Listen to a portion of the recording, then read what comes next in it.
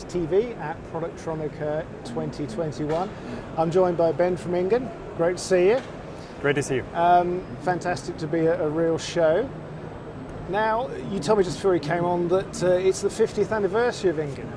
So, can you give me a potted history that doesn't take 50 years? Sure. First of all, thank you for the invitation, and I appreciate also your question, because 50 years of Ingun, I would like to translate it into 50 years of electronics and of market development. But just a short piece of history of Ingun itself. So what we started from day one was focusing on the customer and client's need.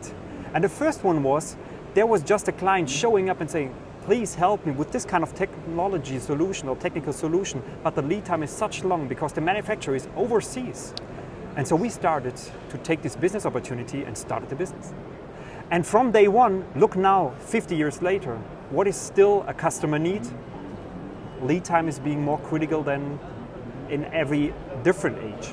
And this is, I would say, so the whole also story of Ingun, as we are a manufacturing company for test equipment. And you can find really from the test point to the test system, you can find everything in our pocket right now, over 26,000 of products. So that's quite a lot right now, what changed from this first piece.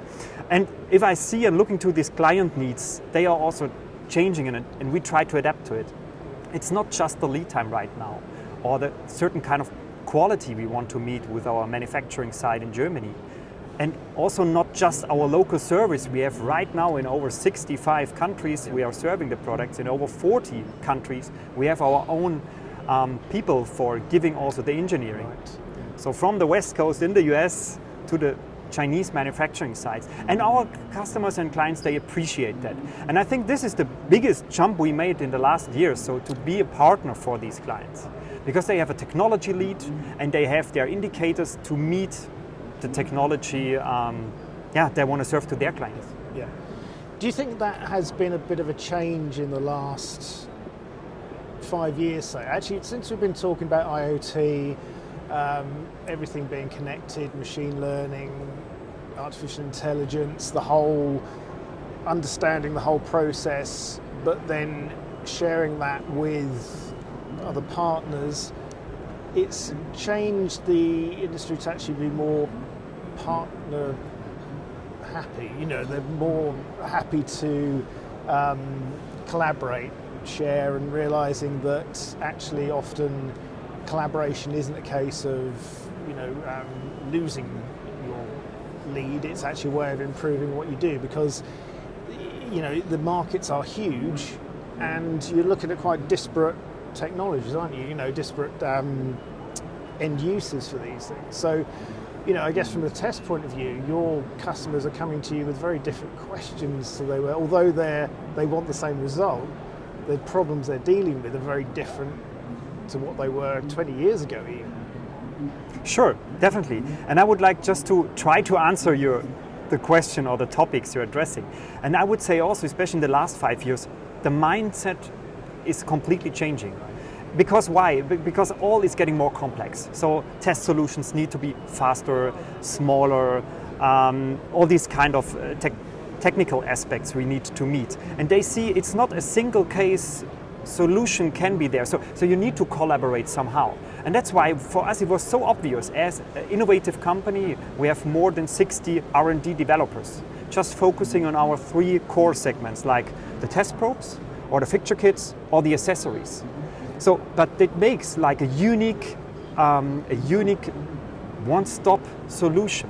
And this kind of collaboration with all the different clients and partners, and the partnership purpose, that's maybe the answer of the question, is quite obvious, because no one else can just be the solution provider by itself. Right. So you need to have these strong alliances. And I think also the mindset is changing right now from the whole or entire industry. Yeah. Do you think that the last 2 years of COVID have, talking to everyone else, the joke is that we've always talked about businesses being resilient, adaptable, and agile. Well, the last 2 years has really tested that, hasn't it? It's a lot of businesses have had to adapt to keep working the way they were? You know, and it's not just about adapting what you do, is it? It's adapting as a business. And if your business is as, you know, integrated and developed as Ingun sounds, then that probably was an easy transition for you, was it? It is quite ambitious, and we try to do we try to do best every single day. But what I can come up with, and this may be also interesting after the 50 years, or what you're addressing about the last 2 years. So this kind of transforming the company into this new kind of scenery, because we didn't expect this pandemic situation before. No, we as Ingun, no, but we adapted to it. For example, number one, we have a brand new website right now where we have much more knowledge inside. Why? Because the people, they need how to test the probe, how to solve this kind of solution. Second, we came up right now this year after 50 years with our own web shop. So our online shop is right now available. And I think this is also like exactly this kind of transformation what we need.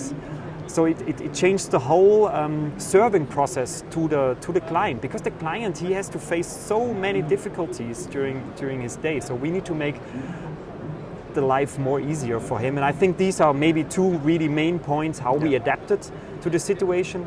And yes. I mean, it's a good point you make there, you know, like the website with a lot more information on it. You know, it's, you know, customers don't just want a service, they want knowledge, don't they? You know, and it's, why wouldn't you share that kind of thing? But it's interesting, that would that decision have been made before all this came along? Possibly not, but it's interesting how those situations force our hands a little bit, but that's all it needs to lift it up. I would say also as Ingun, we always try to be a little bit ahead to solve it faster, better. That's our ambitious goal. So otherwise we cannot be a partner for future technology. In this kind of sense, we made some good strategic decision before, but it accelerated our path of developing these solutions. Because as you say, the client needs many pieces of a puzzle to solve his problem from his side, and we just want to be a solution provider for that. Yeah, that's fantastic. Well, I mean, the show looks pretty busy to me. Hopefully you're getting people onto your stand. I mean, it's nice to actually be able to talk to people mask to mask at last. But, you know, is there anything new you've brought to the show this year in particular? Sure. I would say come and visit also the booth. But as I said before, so we have a lot of new test technology also in this kind of test probe scenery. So there are really new test connectors for the high-speed connection, for a single data transmission. So in the automotive sector, we see a lot of more renewable energy coming in. Also the solar industry is pushing us always to new technology. So we can show there. Also in fixture kits, so we have more vacuum fixtures for inline systems. Also we have solutions. You look now, I can offer, we have a lot of these 26,000 different products. I always want to mention that, but also in automation, for example. So we brought also a nice exhibition for handling a manual test fixture with a fully automated robot. And this is also this transmission from, we have more technology, we have more data-driven scenery right now. During the also pandemic is accelerating these kind of solutions. So we are happy to show it also to the clients, and we get really good feedback on that. Good. It's nice. Yeah. Well, I hope you get a lot of customers on the stand, and have a busy few days. Thanks for talking to us, Ben. It's been a pleasure to see you, and we'll make sure to come over and see your stand, actually. Thanks, Ian. Thank you. It was a pleasure.